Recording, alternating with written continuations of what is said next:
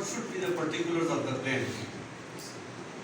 And the Form A has been drafted as per Order 7 of the Civil Procedure Code. It says name of the court in which the suit is brought. The plaintiff is bound to mention name of the court where a plaintiff wants to file the suit. Now the High Court has inserted Order 9 ACPC. Order 9 ACPC and other amendments have also been made in sections of the Civil Procedure Code. And the purpose of those amendments is to ensure speedy justice in the court.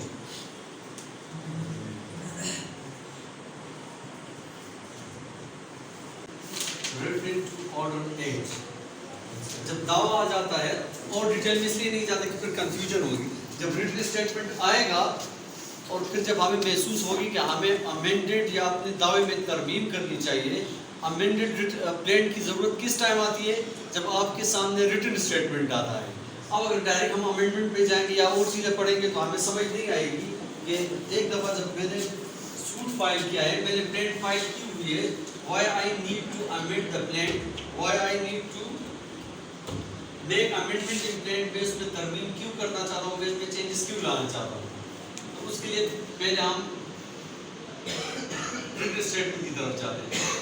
जब भी plane लिखी जाती है, statement की जितने भी वो principal है वो आपको ऑर्डर 8 में दिए गए हैं. ऑर्डर 8 में उसके लिए टाइम स्पेसिफाई किया गया है कि कितने टाइम में रिटन स्टेटमेंट जमा होगी. अगर उस टाइम मुतालिका टाइम में जमा नहीं होगी तो उसके कंसिक्वेंसेस क्या होंगे. और इसमें जो सबसे इम्पोर्टेंट पॉइंट है, रिटन स्टेटमेंट की तरफ जाते हैं, हमारे जितने भी ऑब्जेक्शंस हैं, लीगल ऑब्जेक्शंस और फैक्चुअल ऑब्जेक्शंस, वो हम उठाएंगे. लीगल ऑब्जेक्शंस और फैक्चुअल ऑब्जेक्शंस हम अपने जवाबदाओं में उठाएंगे. अगर आपने एक फैक्चुअल ऑब्जेक्शन नहीं उठाया, आपने अपने रिटन स्टेटमेंट में एक बात नहीं की, अपने डिफेंस में एक बात नहीं की, तो उसके मुतालिक आप एविडेंस लीड नहीं कर सकते. ये प्लीडिंग्स का रूल है. Evidence can not be late beyond pleadings. आपने अपनी प्लीडिंग्स में, अपने दावे में, जवाबदाओं में जो बात कही है उससे आप बियॉन्ड एविडेंस लीड नहीं कर सकते. अगर करेंगे तो court would not consider that evidence which is lead beyond pleadings. अब जहाँ तक लीगल ऑब्जेक्शंस की बात है, फॉर एग्जांपल मैंने आपसे उसमें ये नहीं कहा, रिटन स्टेटमेंट में ये नहीं कहा, डिफेंडेंट आया है, उसने ये नहीं कहा that the suit of the plaintiff is time barred, that the plaint of the plaint is time barred. If I have not taken this plea in my written statement, अगर ये plea मैंने नहीं ली, तो ये प्रिंसिपल आपको याद होना चाहिए कि लीगल ऑब्जेक्शन जो है, it could be taken at any time even before the Supreme Court. It is not necessary for a party to take the legal objection in the written statement. If I have omitted to take legal objection in the written statement, it would not be an embargo for me to take this plea at the subsequent stage. Factual objection के लिए ज़रूरी है कि हर हाल में आपने factual objection लेनी है. अगर आपने नहीं ली factual objections, अगर आपने ये नहीं कहा कि जो plaintiff जो बात कर रहा है, इसने जिस प्रॉपर्टी का जिक्र किया हुआ है, ये मुझे गिफ्ट हुई है, तो आप फिर बाद में ये बात नहीं कर सकते. लीगल ऑब्जेक्शंस आप बाद में ले सकते हैं कि ये टाइम बार्ड है, इस कोर्ट के पास जुरिस्डिक्शन नहीं है, इसलिए जितने भी अदर पार्टीज थे जिनको फरीक बनाना चाहिए था मेरे अलावा, मेरे बहन भाइयों को फरीक नहीं बनाया, वो भी इस पार्टी में मालिक है, या मैंने ये प्रॉपर्टी किसी और को फरोख्त की इंतकाल के जरिए, रजिस्ट्री के जरिए, उसके उन्होंने पार्टी नहीं बनाया, ये सब्सिक्वेंटली ये प्ली नहीं उठा. फैक्चुअल ऑब्जेक्शन, हम जो भी प्ली लेते हैं, it must be specific. Denial of it must be specific. Defendant जो भी बात करता है, इसकी जो भी ये ऑब्जेक्शन लेता है, ये स्पेसिफिक होना चाहिए. इवेसिव रिप्लाई नहीं होगा. रिटन स्टेटमेंट के मुताबिक इवेसिव रिप्लाई नहीं होगा. अगर इवेसिव रिप्लाई दिया जाएगा, फॉर एग्जांपल मैं ये कहता हूँ कि ये जो प्रॉपर्टी है, ये जो क्लासरूम है, ये میرے والد صاحب نے میری زندگی مجھے پلینٹف کو ہبہ کیا ہے، گفٹ کیا ہوا ہے، اور اس کے ساتھ میرے دیگر بہن بھائیوں کا کوئی تعلق نہیں ہے۔ اب فار ایگزامپل ڈیفینڈنٹ آ جاتا ہے، آپ میں کوئی آتا ہے اور وہ کہتا ہے کہ نہیں، وہ یہ کہتا ہے نہیں یہ پراپرٹی تو ہمارے والد صاحب جو تھے وہ تو آخری 10 سال بیمار تھے، اس کی ذہنی حالت ٹھیک نہیں تھی، وہ اس حالت میں تھے ہی نہیں کہ اس کو پراپرٹی گفٹ کر لیتے، اور پوزیشن ابھی تک اس کو ڈیلیور ہی نہیں ہوا۔ گفٹ کے لیے جو سب سے امپورٹنٹ انگریڈینٹ ہے، one of the most important ingredient acceptance تو لازمی ہے، مطلب پوزیشن لازمی دینا ہے۔ اگر پوزیشن آپ نے ڈیلیور نہیں کی تو گفٹ کی کوئی ویلیو نہیں ہوگی۔ تو اگر یہ جو بات ہے یہ میں نے اسپیسیفک اپنے ریٹن اسٹیٹمنٹ میں یہ بات شامل کر دی ہے۔ اگر میں نے نہیں کی، اور فار ایگزامپل یہی جو پلی تھی، پلینٹف کہہ رہے ہیں کہ مجھے میرے والد صاحب نے گفٹ کیے، دیگر بہن بھائیوں کے اس کے ساتھ کوئی تعلق نہیں ہے، ان کا اس کے ساتھ کوئی واسطہ نہیں ہے، ڈیفینڈنٹ آتا ہے اور وہ کہتا ہے کہ مجھے اس کا علم نہیں ہے کہ اس کو گفٹ کی گئی ہے کہ نہیں کی، تو اس طرح کا جو رپلائی دے گا، اس رپلائی کو جو اسپیسیفک ڈینائل نہیں ہوگی، it is known as evasive reply. Evasive reply کا کیا مطلب ہے؟ ٹال مٹول نہیں، اس کا ایفیکٹ کیا ہوگا ایویسو رپلائی کا؟ It amounts to admission. Yes sir. Evasive reply کا مطلب یہ ہے کہ فار ایگزامپل آپ کہتے ہیں مجھے پتہ نہیں اس کو گفٹ کیا ہے یا نہیں، کیا پروف اس نکلنا ہے، تو ایویسو رپلائی اماؤنٹس ٹو ایڈمیشن، اس کا مطلب یہ ہے کہ اس بندے نے آپ کی بات کو ایڈمٹ کیا ہے۔ پلی آف سیٹ آف کے بارے میں کسی کو علم ہے؟ اور کاؤنٹر کلیم میں فرق ہے۔ پاکستان میں دیر از نو کنسیپٹ آف کاؤنٹر کلیم، مگر جو منی سوٹ میں جو ہم کاؤنٹر کلیم لیتے ہیں، منی سوٹ میں it is known as set off. Money suit کے علاوہ دیگر چیزوں میں ہم کاؤنٹر کلیم نہیں لے سکتے۔ جو کاؤنٹر کلیم ہوتا ہے وہ منی سوٹ میں اگر ہم لیتے ہیں، ٹھیک ہے، اس کو ہم کہتے ہیں سیٹ آف، سوری کاؤنٹر کلیم، اس کو ہم کہتے ہیں سیٹ آف۔ یہ بہت ہی امپورٹنٹ ہے اور اس کو فالو نہیں کرنے کی وجہ سے اکثر دوبارہ لیٹیگیشن شروع کرنی پڑتی ہے اور اکثر کیس ٹائم بعد بھی ہوتا ہے۔ ڈیفینڈنٹ کا ایک رائٹ بنتا بھی ہے، جس طرح انہوں نے کہا کہ فار ایگزامپل پلینٹف کہتا ہے کہ اے جو پلینٹف ہے، یہ پلینٹف کہہ رہا ہے کہ ڈیفینڈنٹ نے اس کے 20,000 روپے دینے ہیں۔ پلینٹف کا موقف ہے کہ 20,000 روپے ڈیفینڈنٹ نے اس کو دینے ہیں۔ اب ڈیفینڈنٹ آتا ہے، ڈیفینڈنٹ اپنی جوابداؤں میں کہتا ہے کہ اس کے 20,000 تو ہے میرے ذمے، مگر میں نے اس کو اس کاروبار کے مد میں یا جو بھی کے درمیان جو ہو رہا ہے، اس نے مجھ سے 25,000 لیے تھے، یا اپنے 20,000 کاٹے اور اس نے مجھے 5,000 روپے دینے ہیں۔ اگر یہ پلی ڈیفینڈنٹ لے گا اپنے ریٹن اسٹیٹمنٹ میں، اگر اس نے یہ پلی لی تو کورٹ اس کے ریٹن اسٹیٹمنٹ کو ایز اے پلینٹ تصور کرے گا، ٹھیک ہے۔ اس ہمیشہ کورٹ فیس جو لگاتا ہے، کورٹ فیس جو ہمیشہ لگاتا ہے وہ پلینٹف لگاتا ہے، مگر جب ڈیفینڈنٹ کاؤنٹر کلیم لے گا، پلی آف سیٹ آف لے گا، تو اس صورت میں ڈیفینڈنٹ کا جواب جو بھی ہے اس کو بھی ایز اے دعویٰ ٹریٹ کیا جائے گا، اس پر بھی کورٹ فیس لگے گی، اور اگر ڈیفینڈنٹ پروف کرتا ہے کہ 5,000 اس نے مجھے ایکسٹرا دینے ہیں، میرے اس کے ذمہ 25,000 روپے تھے، تو اس صورت میں یہ جو اس نے پلی لیا ہے، جو کاؤنٹر کلیم لیے، سیٹ اپ کی جو پلی لیے، تو یہ اس کو ڈگری ہو سکتی ہے۔ سوٹ ہمیشہ ڈگری ہوتا ہے in favour of the plaintiff, suit ہمیشہ ڈگری ہوتا ہے۔ یہ جو پلی آف سیٹ آف ہے، پرنسپل آف سیٹ آف ہے، ڈاکٹرن آف سیٹ آف ہے، یہ ایکسیپشن ہے اس کا۔ یس سر، سمجھ آئی؟ یس سر۔ اب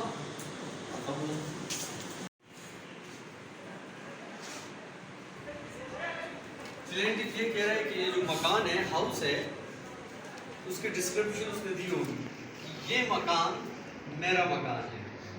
پلینٹف کہے گا کہ یہ مکان میرا مکان ہے، اس مکان کا قبضہ بھی میرے پاس ہے۔ Position of this house لائز with me, plaintiff یہ کلیم کرتا ہے، ٹھیک ہے، اور اس کو میں نے ABC ڈیڈ سے لیا ہے، اس کا ایک موقف آ گیا، کس سے لیا ہے؟ B سے لیا ہے،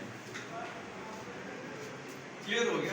اب B آتا ہے، B کہتا ہے کہ یار یہ بندہ پلینٹف جو تھا یہ میرا ٹیننٹ ہے، اس کا اس پراپرٹی کے ساتھ کوئی تعلق اور واسطہ نہیں ہے. کہ یہ جو مکان ہے یہ میرا مکان ہے, اس کا قبضہ بھی میرے پاس ہے, اور یہ deed A B C deed جو ہے فار ایگزامپل یہ کسی ڈیڈ کے ذریعے میں نے بی سے لیا ہے, یہ پلینٹف کا موقف ہے, یہ پلینٹف کا سرکل ہے, یہ پلینٹف کی ایلیگیشن ہے اگینسٹ بی. اب دو صورتحال ہوں گی, یا تو یہ جو مقدمہ ہے یہ ڈیفینڈنٹ کے ہاتھ میں ڈگری ہو جائے گا یا یہ ڈسمس ہو جائے گا. موقف کیا ہے, یہ تو ہم نے صرف ایک پلینٹف کا موقف بتایا, یہ ڈیفینڈنٹ کا موقف ہم بتاتے ہیں کہ ڈیفینڈنٹ کیا کہتے ہیں. اب ڈیفینڈنٹ آیا, ڈیفینڈنٹ یہ کہتا ہے کہ یہ جو مکان ہے اس کا قبضہ پلینٹف کے پاس ہے. پلینٹف کو میں نے اس لیے دیا تھا کہ اس کے مالی حالات ٹھیک نہیں تھے, یہ مکان میں نے اس کو دیا, یہ میرے والد نے دیا ہوا تھا, اور یہ بندہ جو ہے اس پہ ہم نے ترس کھا کے دیا, اور اس کو ہم نے یہ کہا تھا کہ جب بھی میں ڈیمانڈ کروں گا, جب بھی مجھے ضرورت ہوگی تو یہ مکان آپ دیں گے. اور اس حوالے سے ڈیڈ ہے یا میرے پاس وٹنسز موجود ہیں, میرے پاس ڈیڈ موجود ہے یا وٹنسز موجود ہے. تو اب ڈیفینڈنٹ کیا کہہ رہا ہے, ڈیفینڈنٹ یہ کہہ رہا ہے کہ یہ مکان میرا ہے, اس کا قبضہ پلینٹف کے پاس ہے, مگر یہ جو ڈیڈ دکھا رہا ہے کہ اس ڈیڈ کے ذریعے میں نے لیا ہے, یہ ڈیڈ جعلی ہے, اس ڈیڈ کا کوئی وجود نہیں ہے, اور اس مکان کا قبضہ مجھے واپس ملنا چاہیے. ڈیفینڈنٹ کیا کہتا ہے کہ اس مکان کا قبضہ مجھے واپس ملنا چاہیے. کلیئر؟ اب اس نے کیا, یہ بات اس نے کس چیز میں کہی, اس نے ریٹن اسٹیٹمنٹ میں کہی. ٹھیک ہے, اب ہم نے پہلے کہا ہوا تھا, یہ بات ہم نے کہی ہوئی ہے کہ ریٹن اسٹیٹمنٹ میں اگر ایک بندہ منی سوٹ کے علاوہ کوئی پلی لیتا ہے تو اس کے ہاتھ میں وہ ڈگری نہیں ہو سکتی. سیٹ آف کا پلی, کاؤنٹر کلیم, یہ ایگزامپل آپ کو سمجھائے گی. تو یہ اگر ثابت بھی کر لیتا ہے کہ پلینٹف کے اس مکان کے ساتھ کوئی تعلق نہیں ہے, پلینٹف نے دستاویز جعلی بنائی ہے, اس کے باوجود اس کو قبضہ نہیں ملے گا. یس سر, ٹھیک ہے, یہ پوائنٹ کلیئر ہو گیا. کلیئر ہو گیا. یہ جو پلی ہے, جو وقاص نے کہا, یہ جو پلی ہے, یہ پراپرٹی, یہ ہم صرف منی سوٹ میں یہ پلی لے سکتے ہیں, اور منی سوٹ میں اگر یہ پروف کرتے ہیں کہ میرے 25,000 بنتے ہیں تو کورٹ ڈگری کر سکتی ہے. یس سر. اب اس کا حل کیا ہے, اس سچویشن کا حل کیا ہے, یہ غلطی اکثر ہم سے ہو جاتی ہے. اس سچویشن کا حل یہ کہ پلینٹف سوٹ لے اگینسٹ ڈیفینڈنٹ, اس نے اپنا ایک پلی, اپنا موقف لیا دعوے میں, ڈیفینڈنٹ نے جواب دعوے میں اپنا موقف لیا. اب ڈیفینڈنٹ کے لیے یہ لازمی ہے کہ انڈیپینڈنٹ سوٹ سے لازمی فائل کرے گا.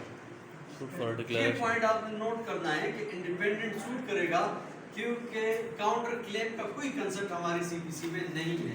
یہ جو موقف اس نے جواب دعوے میں لیا ہے, اسی طرح یہ دعوے میں وہی موقف لے گا اور ایک انڈیپینڈنٹ سوٹ فائل کرے گا. اس سوٹ میں کہے گا کہ یہ مکان میرا ہے, یہ ڈیڈ ہے, اور اس مکان کا قبضہ مجھے دیا جائے گا. اگر یہ انڈیپینڈنٹ سوٹ فائل نہیں کرے گا, اور اس نے جو پلینٹف نے جو سوٹ فائل کیا تھا تو اس میں اس کو کوئی ریلیف نہیں. یہ انڈیپینڈنٹ سوٹ فائل کرے گا, پلینٹف اس کے انڈیپینڈنٹ سوٹ میں جواب دے گا, اور جس کیس میں جو پہلا سوٹ ہے, سوٹ پرائر ان ٹائم, جو پلینٹف نے جو پہلے سوٹ کیا تھا وہ سوٹ اور یہ سبسیکوینٹ سوٹ, یہ دونوں ایک ہی کورٹ میں چلیں گے. یس سر. یہ دونوں ایک ہی کورٹ میں جائیں گے, اور جب یہ ایک ہی کورٹ کو مارک ہوں گے, پہلا سوٹ اور سیکنڈ سوٹ جب یہ ایک ہی کورٹ کو مارک ہوں گے, تو اس کے بعد ان کو کنسولیڈیٹ کیا جائے گا, ان کو ایک ساتھ چلایا جائے گا, ان کو کلب کیا جائے گا, یہ یکجا چلیں گے. اردو میں اس کے لیے ورڈ یوز ہوتا ہے یکجا, اور انگلش میں اس کے لیے ہوتا ہے کنسولیڈیٹ. عام طور پر جو رول ہے وہ یہ ہے کہ فار ایگزامپل ایک سوٹ ڈیفینڈنٹ نے جمع کرنا ہے, کیونکہ اس کو تو ریٹ اسٹیٹمنٹ میں ریلیف نہیں مل سکتا. جب اس نے سوٹ فائل کیا, دونوں ایک ہی کورٹ میں چلے گئے, تو ان میں سے کوئی بھی پارٹی یا کورٹ سوموٹو بھی یہ کہے گی کہ دونوں پارٹیز نے جو سوٹ لائے ہیں یہ ایک ہی پراپرٹی کے متعلق ہے. اگر ہم ان دونوں سوٹس کو یکجا نہیں کریں گے تو ایک تو پارٹیز کو انکنوینئنس ہوگی, الگ الگ ڈیٹ ملیں گے, الگ الگ شہادت ریکارڈ کرنی ہوگی, اور چانسز ہوں گے کہ کنفلکٹنگ ججمنٹ ہے. فار ایگزامپل پہلا سوٹ آج فیصلہ ہوتا ہے, دوسرا سوٹ سال بعد ہوتا ہے, جج صاحب چینج ہوئی ہے, شہادت الگ ہوئی ہے, تو اس میں یہ ہو سکتا ہے کہ کنفلکٹنگ ججمنٹ ہے. کنفلکٹنگ ججمنٹ سے بچنے کے لیے, انکنوینئنس آف دا پارٹیز سے بچنے کے لیے, کورٹ اور پارٹیز کا ٹائم بچانے کے لیے ان دونوں سوٹس کو یکجا کرنا پڑے گا. 1 मिनट, इन दोनों सूट को यकजा करना पड़ेगा। ये पॉइंट आप याद रखें कि सिविल सूट्स में बगैर मनी एक्सेप्शन है, जो सेट ऑफ है ऑर्डर 866 जो प्ली ऑफ सेट ऑफ है, उसके अलावा जितने भी सूट्स आते हैं और डिफेंडेंट काउंटर क्लेम लेता है तो उसके लिए उसने अलग सूट फाइल करेगा। दोनों सूट यकजा होंगे। जो पहला सूट है उसमें एविडेंस रिकॉर्ड होगी और सेकंड सूट में कोई कार्रवाई नहीं होगी, सिर्फ एक ऑर्डर शीट पे आएगा कि ये दोनों सूट यकजा किए गए, पहले में कार्रवाई होगी और तसव्वुर ये होगा कि प्रोसीडिंग्स दोनों सूट्स में हो रही है। Yes sir. जब कोर्ट फैसला करेगी, फॉर एग्जांपल कोर्ट इस नतीजे पे पहुंची कि प्लेंटिफ का जो मौक़िफ़ है वो गलत है, डिफेंडेंट का मौक़िफ़ जो है वो सही है, तो उस सूरत में प्लेंटिफ का जो पहला सूट था वो डिसमिस होगा, डिफेंडेंट का सूट डिग्री होगा। और इसी तरह अगर अब जो पॉइंट मैं आपके सामने लाना चाहता हूँ जो आपके नोटिस में आए वो ये कि फॉर एग्जांपल ये केस हम इस तरह चला रहे हैं, ये केस चला रहे हैं और सेकंड सूट नहीं आया, इफेक्ट क्या होगा? सेकंड सूट नहीं है तो प्लेंटिफ, इसमें दो इश्यूज आ सकते हैं। प्लेंटिफ ने अपना सूट चला लिया हाई कोर्ट तक, सुप्रीम कोर्ट, इसमें 15 साल गुजर गए, 10 साल गुजर गए, ठीक है। अब जब इसने 10 साल गुजार लिए और कोर्ट ने आखिर में ये हिंट कर लिया कि प्लेंटिफ का कोई हक नहीं है, ये पोजीशन जो है डिफेंडेंट को मिलनी चाहिए, मगर डिफेंडेंट को मिलेगी नहीं। क्यों? क्योंकि इंडिपेंडेंट सूट नहीं है। तो जब हाई कोर्ट तक केस पहुंचेगा, सुप्रीम कोर्ट तक केस, तो इसने दोबारा सूट फाइल करना। Yes sir. इसने दोबारा सूट फाइल करेगा ये बंदा। क्यों दोबारा करेगा? क्योंकि इसको पोजीशन लेनी है। तो अगर दोबारा इसने 15 साल वेट करना है तो इससे बेहतर है कि आपने दोनों सूट्स को एक साल चलाना है। फैमिली कोर्ट एक्ट है उसमें भी ले सकते हैं। फैमिली कोर्ट अमूमन ये होता है कि ज़्यादातर केसेस खवातीन की तरफ से आते हैं। खातून ये कहती है कि मुझे डिसोल्यूशन चाहिए, मुझे गोल्ड चाहिए, पूरा मेहर अदा नहीं किया, इसके अलावा सामान्य जहेज चाहिए, मुझे मेरा हस्बैंड वापस करा। हस्बैंड आता है, वो क्या कहता है? वो ये कहता है कि जो वाइफ है वो डिसोबीडिएंट है, वो इंटाइट नहीं है, मैंने सब डावर दिया हुआ है। और अगर किस सूरत में ये सब चीज़ें वाइफ को प्लेंटिफ को डिग्री होती है जब वाइफ क्रूअल्टी प्रूफ करती है।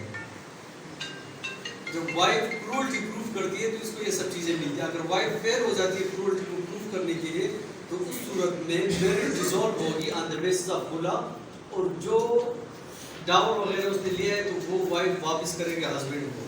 तो हस्बैंड अपने सूट में ये कह सकता है कि अगर वाइफ रीसेटल होना नहीं चाहती तो इस सूरत में मैरिज जो है marriage B dissolved on the basis of खुला and the plaintiff be directed to return restore golden ornaments to the defendant.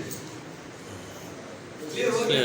मतलब ये कि फैमिली सूट में आप इंडिपेंडेंट सूट नहीं ला सकते। अगर फैमिली सूट में आप इंडिपेंडेंट सूट लाएंगे तो कोर्ट इसको या स्टे करेगी या इसको रिटर्न करेगी कि आप रिटन स्टेटमेंट में प्ली ले लें, क्योंकि फैमिली कोर्ट एक्ट के तहत रिटन स्टेटमेंट में प्ली ली जा सकती है।